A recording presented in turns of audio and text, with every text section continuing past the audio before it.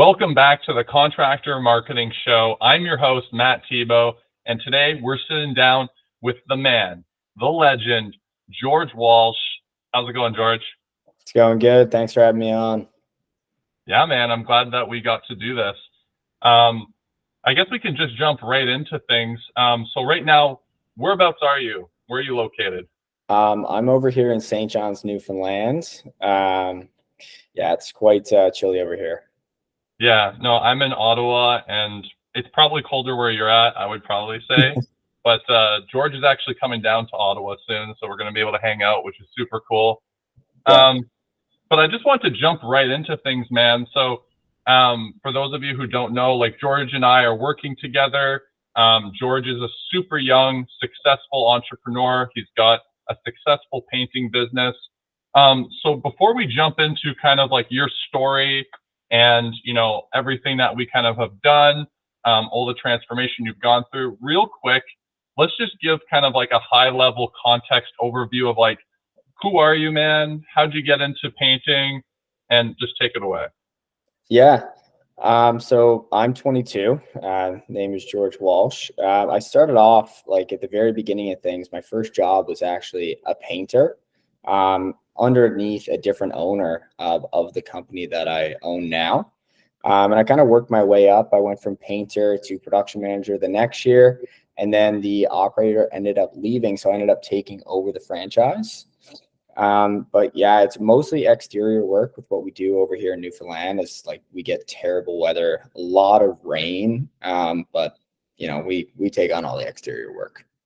Yeah, and your business name is Avalon Painting. Yeah, exactly. And I'm under like a Student Works painting branch, Yeah. Which is just like a coaching, pretty much like consulting company that gives you a coach, completely brings you through like all the systems and structures and like how to run a successful painting company. Super cool, man. Super cool. So let's dive into a little bit of like before you were working with us, where was your business at? What were you doing to market your business? Maybe just a high level idea of like the kind of numbers, like what your crew was like. Just kind of paint us a picture of like where your business was at. Yeah, so my business, my first year was completely door to door. I did like a lot of referrals too, but mostly just like me going out there with my manager, just knocking on doors, trying to get leads, converting them to sales, of course. We did well that year. We did 245,000 within a 4-month period, which was good for our first year.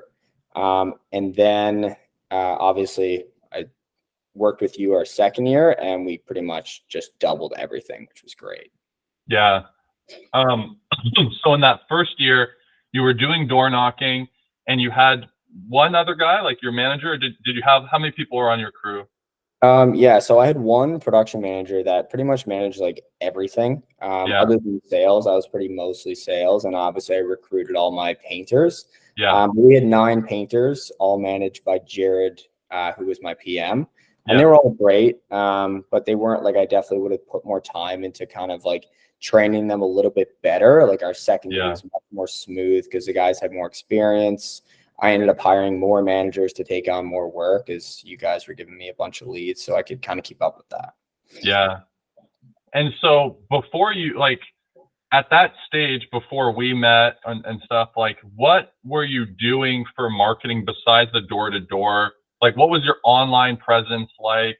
Give us an idea of what that looks like. Yeah, so pretty much it was just like this small Facebook page that I put in. Like I had no idea what I was doing with online marketing whatsoever. I pretty much put in like $5 to $10 a day on Facebook, not really knowing like how to target anything. I was getting some results, but nothing that like kind of blew anything out of the water. It was mostly door to door, just me going out 3 hours a night, Monday through Friday, trying to get leads, right? Yeah, I mean, if you work door to door, it's extremely effective. Like there's a younger guy that lives in Ottawa that I'm friends with. He's also a client of ours.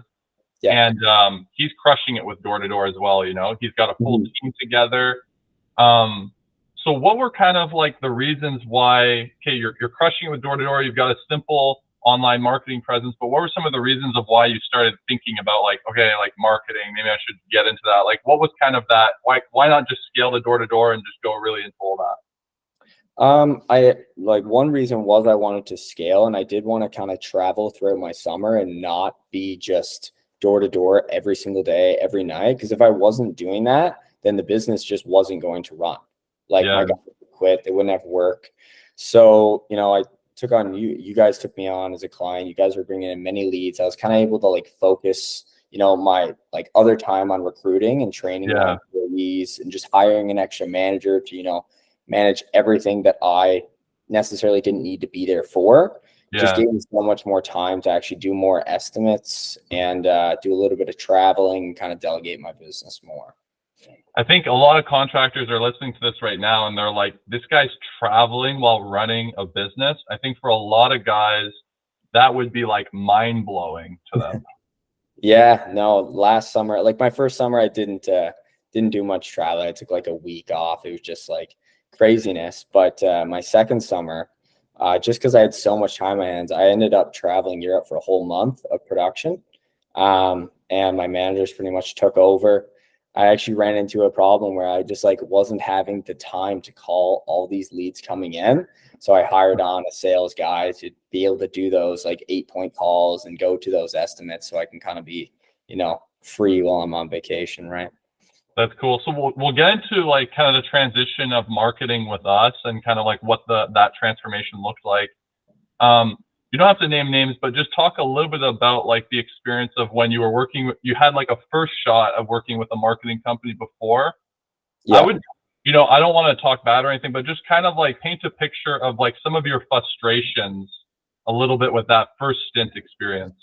Yeah, no, I won't name names, but it definitely was a bad experience. That's why I was so skeptical coming into like with you guys. Like I had so many questions. I was like, and you guys, made it easy on me. But some of the problems I had with the previous one was just like I would never be able to get in contact with them. Like we have we have a group chat where I can just send a message to you if I have any questions, if I like see like any error whatsoever. Haven't had any, but like the previous company, I remember one ad being posted, like accidentally posted it in Winnipeg, or it said Winnipeg instead of St. John's, Newfoundland. So obviously they're just like copying and pasting templates. They weren't allowing me to use my own before and afters because they felt like what they had worked. And then, that definitely put a damper on things. Okay. So then like in contrast, we start working together, and then we, from my memory, first things first is we kind of isolated the exteriors because you were like, hey man, that's like a lot of what the work is here based off the weather. So we really isolated things on exteriors. You had some great pictures to work with right off the bat, which honestly I really appreciated because a lot of clients come to us and they're like, we have nothing. And I have to say, like, go off, like, do this, man. Yeah. So I really appreciate that. I do remember something that was like a huge opportunity for you was that you didn't have like a Google business page up or anything like that. Right. So I think we set you up with that, and then you like jumped right into getting reviews and stuff. Talk a little bit about like just the process of like just getting started with us, of like some of the marketing stuff we put into place. Like what kind of stuck out to you? Definitely just like the ease of doing everything through you guys. Like you guys did the Facebook, you did the Google. Like all I really had to do was get the reviews. I put a system in place where my guys had to get a before and after picture, send it to me so I could get it to you guys. It was also good with just like updating those before and after pictures. Like not every single ad you guys did was the same picture over and over. It was always different. And always these large scale projects too. But the biggest thing for me, I still get leads now, is the Google SEO. Like the other company didn't set that up at all, or it didn't set it up correctly, I guess, because I did look back at my contract and it was something I was paying for, but it just wasn't like anywhere up there on Google. You guys, I think, started up, it was like number 1 or number 2 for like the entire time I was with you guys. So yeah, awesome, man. I have so many questions. I think the first thing that I want to focus in on is like a a lot of contractors, when they start doing some advertising and they're getting these leads, they're so used to referrals and they're used to like that form of business. Do you think that your door-to-door really helped you with like your sales process with these leads? Like what, I was like really impressed with just how well you were able to handle that and that transformation. Just talk a little bit about that. Like, Definitely, like even door to door, like I'd be going and I'd be kind of like, I'd have a form where I'm like, okay, name and number of the clients, what exactly they want done, kind of getting as much information I can from them at the door. yeah, And then I go back, say a week later, and I do, or not a week, but a couple days later, I do my sales pitch over the phone, my 8-point call. I think you had Justin Georgopoulos on here once, and he covered like a lot of the 8-point call. yeah, So I was already super familiar with that. And the leads you guys bring in are perfect, where like the other company they was just a name and a number and yeah. like sometimes what they wanted done. It was more just like I had to figure that out on the phone. But with Okay. you guys, I kind of call and I know exactly what they want Yeah. and like kind of why they want it done. That way it's just much easier to sell on the phone and book a quote and everything like that. Yeah, nice. So yeah, so we implement all the marketing. You start things off. You were saying that last year you did, or the first year you did 245. Yep. And then what were you looking at, from the last season after we implemented everything? What was that looking like? Like for how much revenue I did? Yeah, revenue. Let's just talk about the transformation, like revenue. You brought in a sales manager or someone to handle the appointments. Like just talk a little bit about the transformation. Yeah, so it was mostly on the production side of things for like structures and systems, other than you guys taking on all the marketing. But I was sales heavy at the very beginning, and then I hired, instead of just one manager, I hired 4 pretty much like crew chiefs. Yeah. That acted as like subcontractors. Every time I book a job, I give one to like whatever one wanted that job, and I would build their job base until they we're full for the entire summer. But with you guys, what was the question again? The question was just like, what were some numbers near the end of the year? The transformation, you did 245, just so people can get a sense of the impact. Yeah, so we did, that 245 was over 4 months. The weather was really bad here in Newfoundland during this summer that we just had. So we did 315 in only 2.5 months. Wow. So pretty much went from like 60K a month to I think it was 126K, Nice. Which over doubled it. And like this summer, we're hoping that we get some good weather. That way we can, hopefully double it again. Yeah, no, that's awesome, man. That's very cool.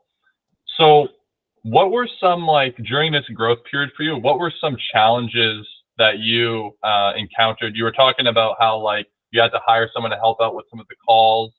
What were some other challenges that you maybe had to overcome when it came to growth? Definitely just like the time management. Like it was Mm. really hard to manage all my time between managing all my employees, coaching my managers, and then also like you guys are bringing me in like 40 plus leads a week. Just like every time a lead comes in, I'm stopping and calling them, no matter pretty much what I'm doing, unless it's like not of importance. But that took a heavy toll. So I needed to hire on a like a sales rep. He didn't do any like actual estimates, but he took on like all those calls for me and kind of vetted those clients through like, okay, these are the ones that like you have estimates with. These are the ones that, weren't so good. Yeah. Kind of like a little bit of a frustration we have sometimes is where a lot of clients will be like, they're in search of like that perfect lead, like they're like we want this exact type of person. Whereas I get the sense with you, because your sales process, like you jump on the phone, you bring them through your process, and like you're not after maybe that perfect lead. You count on having like a sales process in terms of like, actually being able to go there, meet with them, sell them. Like just talk a little bit about your process there and your philosophy, because I think a lot of contractors, sometimes when they come to us, they're expecting like, every lead to kind of just be handed to them on a silver platter. Whereas I get the sense like you definitely have your sales process pretty down, where it's like, yeah, give me the lead, I'll bring them through my process and convert it, Yeah, for sure. The biggest thing for my process, like when I'm actually on the phone, is kind of like identifying like what exactly they want done and like why they want it done. Hmm. Because then I'm not able to kind of see like what type of client they are. Like if it's just like failing and they've left the like the deck of the house for like 10, 15 years, it's in super rough shape. Like am I going to give them an option for like a full, prime and two coats? Like just identifying the client and like which options I should give them Yeah. is huge at the very beginning of the call. And then also just like obviously building that need, making sure they're both present. Like I don't do quotes. Same with Justin previously. I don't do quotes unless two homeowners are present because like Nice. I find there's no way. There's obviously a way, but it's very unlikely that one of them is going to make like a $10,000 decision without the other homeowner present. Yeah. And when you're asking for the order, like where are you? Like what's your sales environment when you're going for the order? Like for like when I'm making my calls. Yeah, like when you're going and you're giving someone the estimate, hey, this is how much it costs. Like, what does that environment typically look like? Right. Yeah. So like at the very beginning of my quote, like I'll meet them both there. I won't do a walk around for 15 minutes, just like pointing out everything that we talked about over the phone, building that need that they really do need to get this done, possibly like Nice. upselling some stuff. Like if I'm quoting the house and their deck really needs to be done, like I am upselling that as well. I'm going to give that as an option. I'll write up my quote in the car and then I'll go back in, probably take me like 20 minutes. And then I Nice. pretty much just sit down at the table with them, countertop, whatever it is. And I present my entire quote and I pretty much ask them like which options they want to go with. Nice. Give them advice too on like what I think they should go with. And like I don't always advise going with like the most expensive price. Like Yeah. I'm like, I think we should just go with the one coat option, say the one coat's 10,000, the two coat's 16. Like I'll sometimes just push for that one coat. And I'm like, if you want to have the two coat, maybe it'll last you for 15, 20 years. But I think the one coat is kind of all you need. And they appreciate that too, Yeah. especially not trying to kind of rip them off. Like, oh, you need the two coat, right? Yeah. Yeah. What I'm getting from that is like you're approaching with your sales process, you're really solution oriented. Like you're Yeah. like, what is it you need? I'm going to give you the solution. I think a lot of contractors, they kind of just say like, well, here's the price, like take it or leave it. This is kind of, I have discussions sometimes with some other guys about that. And we always talk about the importance of like identifying a need, like what you were talking about, problems, and then being able to find a solution for that. Mm-hmm. That's what really separates you when it comes down to, when maybe there's multiple different contractors who are bidding on a project. Yeah, exactly. And my quotes are like much more detailed than any other person going to quote, say, against me. So I'm able to kind of like, I always like ask to be the last quote and like, I don't need to see the other person's prices. I Yeah. just need to, like them to see the other prices. And then I can break down my entire quote, like from like caulking going to point A to point B. And like, they're like, holy shit, like this is Mm. much different than like all the other quotes I got. It's just, I got a piece of paper from guy one and guy two just didn't even tell me a price yet. Right. So I'm there sitting at the table with them. I'm a friendly face. I'm Love it. not like expensive compared to all the other contractors. I'm just like pretty much on par. So usually I'm able to close those sales. That's awesome, man. So for someone listening to this right now and they're like, gosh, like this guy's 22, like, painting contractor listening to this and he's impressed by you. And he's like, I want to grow. I want to really bring my company to the next level. I want to be able to travel to Europe and run my company and blah, blah, blah. What kind of advice would you give to that contractor listening right now who's trying to get to that next level? Yeah, I think just like training your employees, just like almost overtraining them at some point. Like I created like a 4 week training program for my like production managers. I have 4 now. Hmm. And pretty much like it's nothing crazy, but they'll learn everything from like paint technology. Like time management is huge too, because like you don't want them to be overworked. And if they have good time management skills, then like they'll be like easy breezy with that stuff. And also client relations. So after that 4 week training program, like they're going to be good to go. And then all I need to do is, if they don't know how to paint yet, is teach them how to paint. And painting is not difficult unless you're doing some like crazy semi-standing jobs, stuff like that. So just like training your guys so that you can delegate more to them. Yeah. Really good, man. And then like, I'm just curious, what is some advice you would give to someone, or here's a better way of saying it. What's like a bigger takeaway for you that you've learned in growing your business? What's like something that you've realized as you've started growing your business?